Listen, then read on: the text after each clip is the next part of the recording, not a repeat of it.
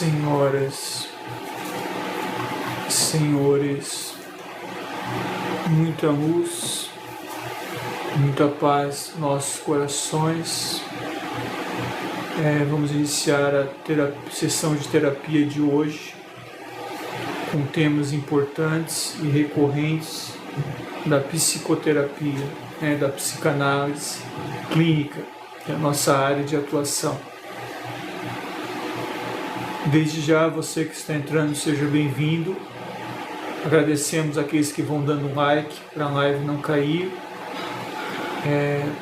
Vamos convidar a todos que participem, que continuem conosco e vamos dar boas-vindas a esse momento, boas-vindas de coração. Vamos iniciar então a live com todo o respeito a você que nos segue nesse canal. Lieben, em alemão, significa amar.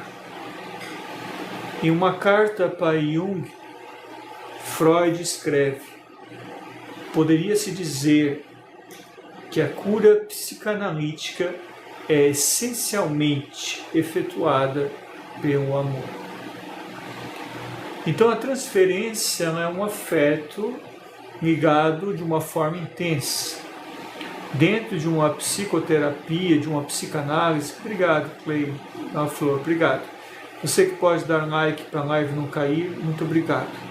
Dentro de uma terapia há o processo da transferência. O que é essa transferência? É uma intensidade afetiva. Essa intensidade afetiva leva o paciente a se afeiçoar ou a transferir algo seu, algo íntimo, algo próprio ao terapeuta, ao analista, ao psicanalista, ao psicólogo. Então, há um caso de ambivalência, há um momento de permuta de sensibilidade, de hipersensibilização, levando muita vez ao móvel de uma análise. Então, para que haja uma troca singela, uma troca natural entre o terapeuta e o paciente, há de se haver a transferência. Mas essa transferência, ela gira em torno de um âmbito muito delicado.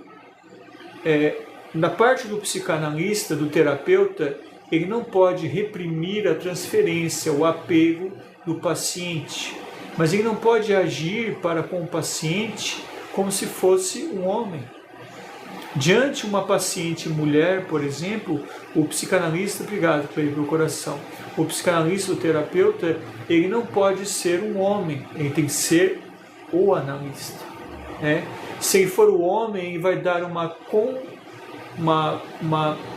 parcialidade de amor erotizante, ele vai corresponder ao afeto. Então ele está numa posição igual um químico que está agindo uma substância química. Ele nem pode desestruturar aquela solução química ocorrendo no íncito, na sexualidade, no âmbito emocional, boa tarde, todos estão chegando, no âmbito afetivo, e não pode abafar aquele amor transferencial, porque é ele que vai levar uma pessoa a sair de uma neurose, de uma dor emocional profunda. Porém, não pode corresponder nem virtualmente. Eu tinha um colega, estava numa sala clínica atendendo, e o que acontece? A paciente era uma moça muito bela, tinha muitos atrativos físicos e era solteira. E ela sentada ao divã e ele atendendo, e de repente ela chega e diz para ele: vamos sair daqui da sua sala e vamos a uma lanchonete, tomar um lanche, só eu e você. Quero te conhecer como homem.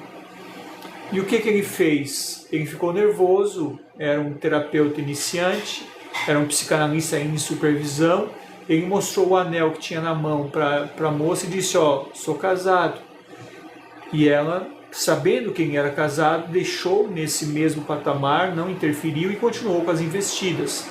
Depois ele veio à supervisão, veio pedir conselho para nós. Disse: meu amigo, a questão é o seguinte: O erro está em você ter colocado a pessoa do homem naquele momento. Você não precisava dizer que você era casado. Você precisava responder, bom, e o que você pensa sobre isso?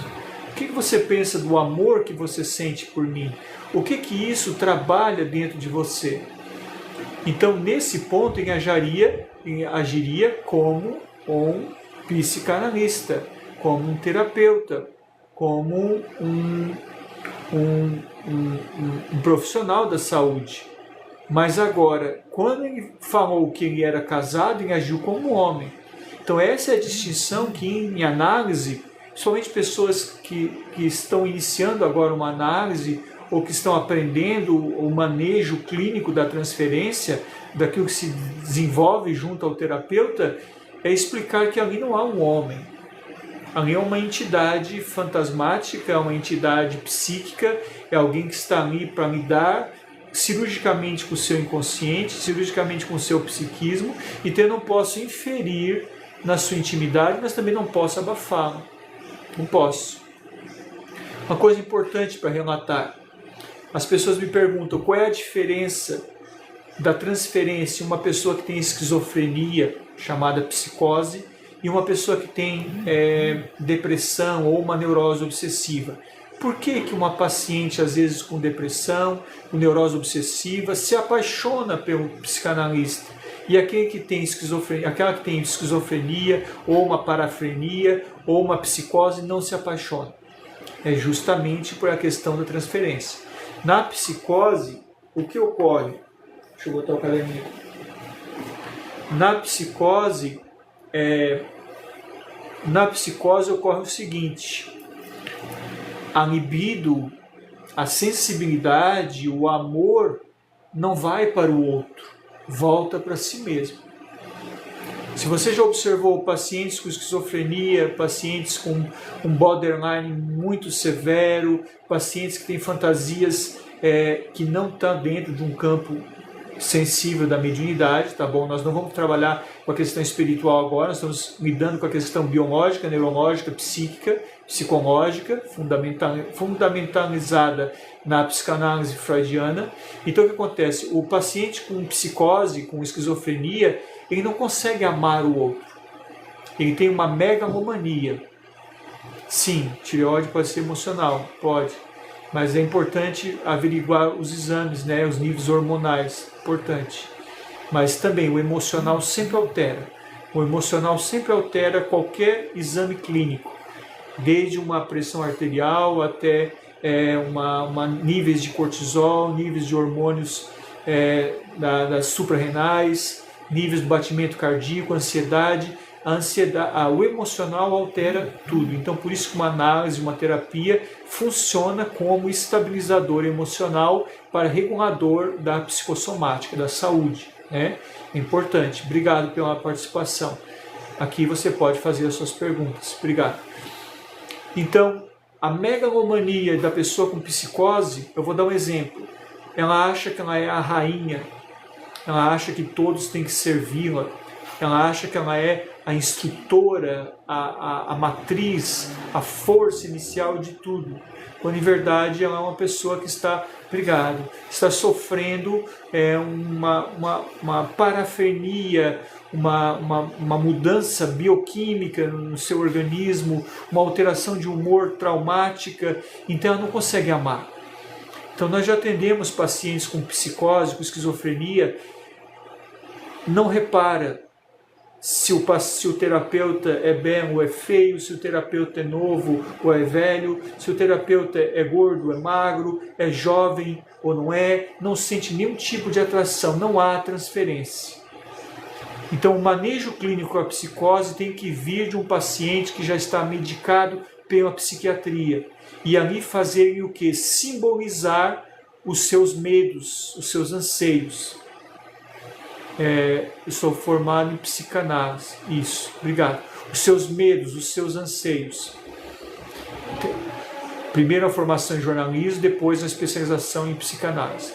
Então assim, há um medo, há um anseio em consumar, né, o seu sentimento, a sua sensibilidade. Com isso não há uma transferência. Então, o que acontece? O paciente com psicose, ele sofre emocionalmente o medo de se entregar emocionalmente. Então ele se fecha, ele se aprisiona, ele se nutre de sentimentos ambivalentes. Por isso, ele não transfere.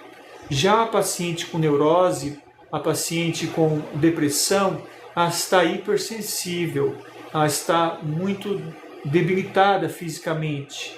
Então é onde vem o processo da vitimização, onde vem o processo da carência afetiva. E isso, o terapeuta, o analista, não pode se valer disso para se sobrepor sobre os outros. Ele deve o quê? Trabalhar isso com respeito, com carinho, com afeto direcionado, mas como um terapeuta que maneja clinicamente e lida com o inconsciente, não dando à paciente o que ela quer fisicamente e nem virtualmente, mas ofertando a ela uma base segura para que ela possa transformar aquele medo, aquele anseio, aquela tristeza, aquela ansiedade, e isso construir bases sólidas onde ela venha se situar dentro de um processo psicoeducativo e regular a vida que ela está tendo, as suas dificuldades, né? Então, nós anotamos aqui uma coisa importante. Não é a vitimização que vai ajudar. Quando o paciente diz, coitado de mim, eu não sou amado, eu passo por dificuldades econômicas, todo mundo me trata mal, nós não podemos incentivar a vitimização, porque a vitimização tira força, rouba energia do trabalho, rouba energia da sustentação da economia psíquica, rouba energia do fortalecimento emocional. Nós temos que ajudar o paciente a substituir o processo de vitimização pelo anseio de crescimento. Tá difícil? Tá, mas eu vou lutar. Eu estou triste? Estou, mas eu vou sorrir, eu vou lavar o rosto, eu vou fazer uma caminhada, eu vou procurar enviar um currículo, eu vou ver aonde eu posso trabalhar e onde eu posso resgatar o que está faltando, eu vou batalhar pelo alimento, eu vou lutar. Isso é o estímulo neuropsíquico para que a química da alma, a química cerebral assimile. Não, eu vou crescer, eu vou sair do buraco, da zona de conforto, da caverna, do quarto com as janelas fechadas. Eu vou sair daquilo que está me aprisionando e eu vou batalhar por alguma coisa. Nem que seja uma coisa pequena, mas eu vou. Esse é o papel principal de um terapeuta em análise quando situa o processo da vitimização. A vitimização, então, rouba força. É natural se vitimizar? É natural. Todos nós já passamos por isso. É um desamparo que vem da infância. É um medo que vem recorrente de uma dor endógena, de uma dor emocional, mas que pode ser trabalhada economicamente no psiquismo, interpretando os sonhos, simbolizando os medos, os anseios, as imagens que vê, as vozes que escuta, ou as impressões negativas. Vamos colocar isso no papel, vamos colocar isso na escuta, vamos colocar isso na análise, vamos colocar isso no processo funcional de autoaprimoramento. E com isso você vai ter uma mudança no status quo, no modo vivente que você lida com o mundo. E essa mudança de lidar com o mundo melhora a tua mudança com o outro e contigo mesmo. E te dá novo anseio e vontade de viver. Me fizeram uma pergunta aqui sobre o erotismo. Como lidar com pessoas com erotismo? Não é abafar. O terapeuta, o analista não pode abafar o erotismo. Dizer assim, você não deve sentir nada, você não deve sentir libido, você não deve sentir atração. Não. O terapeuta deve o quê? Trabalhar, que esse erotismo seja canalizado para uma arte, para uma vontade de mudança, uma vontade de potência, como dizia Nietzsche, o filósofo, uma vontade de sair da zona de vitimização, de conforto, de se cuidar, de passar um creme na face, de arrumar o cabelo, pintar as unhas a mulher, ou pintar o cabelo se está desbotado, ou então começar uma nova dieta, um novo propósito, uma nova leitura de um livro, um novo grupo de estudo, um novo grupo de apoio. Esse é o processo. Sair da vitimização, sair da dor endógena, da dor que vem por dentro, e trabalhar continuamente pelo processo endopsíquico de amor. Como cuidar da depressão? Primeiramente, averiguar com o psiquiatra a necessidade de remédio. Existe a fluoxetina, existe o clonazepam, tem vários medicamentos, ou mazampina, que o psiquiatra receita para controle químico, que às vezes abaixa os neuropeptídeos, da dopamina, da serotonina, os níveis químicos no cérebro estão desnivelados. E depois ir para a terapia. Verbalizar, olha, eu fico triste porque quando eu era criança eu era deixado de lado, papai e mamãe gostavam mais dos irmãozinhos que de mim, eu me casei, meu esposo ou minha esposa me deixou de lado, me chamou de feia, me chamou de feio, não me correspondeu o amor. Verbalizar, dá voz ao seu inconsciente, dá voz o que dói. A dor, quando falada, se torna uma escuta analítica. Claro, falar para quem está em condições de ouvir. Não sair falando para qualquer pessoa que vai julgar, que vai dizer a depressão é frescura. Não é frescura. É química, é traumática, é emocional, é espiritual. É depressão conjunto. Então, estimular uma religiosidade sadia. Não consigo ir à igreja cheia de gente. Vai quando ela estiver vazia. Você e o altar e o Santíssimo, você e o teto pintado, você e os bancos, feche os olhos, sinta a religiosidade do ambiente, sinta o Deus interno que há em você, ressignifique o teu Deus interno. Isso é luminoso, isso é religiosidade. Vá ao centro espírita, peça um passe, peça uma água fluidificada. Esses são os processos religiosos que a religião pode auxiliar. Faz um evangelho, uma leitura, uma oração, uma meditação, uma prece. Psicologicamente, faça uma terapia.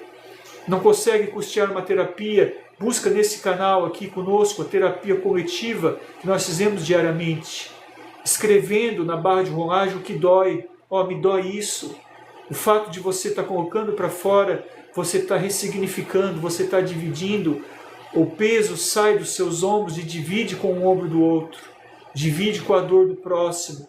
Multiplica-se essa dor, Isso, querida Cláudia, isso vai transformando, modificando o status da mente e a ressignificação da alma. Por motivos de compromissos, eu vou ter que encerrar a live, mas eu vou deixar aqui uma frase. Quando você ama, você cura. Amar dói, não amar adoece. Então, o melhor momento é tentar uma atividade caritativa enquanto há forças. Se doar, cuidar, ouvir, ressignificar, dar espaço, conversar, dialogar, escrever, postar algo positivo, fazer uma oração por quem sofre. Você está dando voz ao que há melhor em você. E com isso você vai dando sentido à vida. A vida se sobrevive com sentido. Sem sentido a gente perde forças, a gente se deprime, a gente se encolhe, Entendo, Maria, Deus te abençoe. E com isso nós nos enfraquecemos, mas quando nós fortalecemos o amor e divulgamos o amor de uma forma em que ele vai expressar o que sentimos e ressignificar o que há de melhor em nós, nós então trabalhamos pelo outro. Se doe pelo seu filho, se doe pela sua família, se doe pelo padecente, pelo pobre, pelo esquizofrênico, pelo abandonado pela sociedade. Isso faz ressignificar nossos próprios traumas, regenerar a nossa célula mental e dar um sentido da vida. Obrigado, queridos, de coração. Vocês moram no coração aqui desse analista. É muito importante que as nossas terapias em grupo possamos fortalecer esse nexo da alma, Esse nexo do espírito, esse nexo da emoção, e ter em mente uma coisa muito boa. Tudo há um sentido. tudo há um concerto na melódica orquestra da vida. É preciso apenas achar o tom. Quando a gente acha o tom certo da melodia, a gente compreende melhor qual é o nosso papel como musicista e a palavra de Deus. Um abraço carinhoso, com Deus, tenhamos um bom almoço e um bom dia hoje, coração. Sessão de terapia de hoje, 23 de fevereiro de 2026. Um abraço carinhoso no coração. Faremos o possível para deixar esse vídeo ainda disponível ainda hoje aqui no canal, para você assistir de novo, compartilhar com quem precisa e seguir conosco diariamente nesses processos psicoanalíticos, psicoterapêuticos e terapêuticos da alma gratuito. Obrigado de coração. Com Deus, meus amigos. Muito obrigado.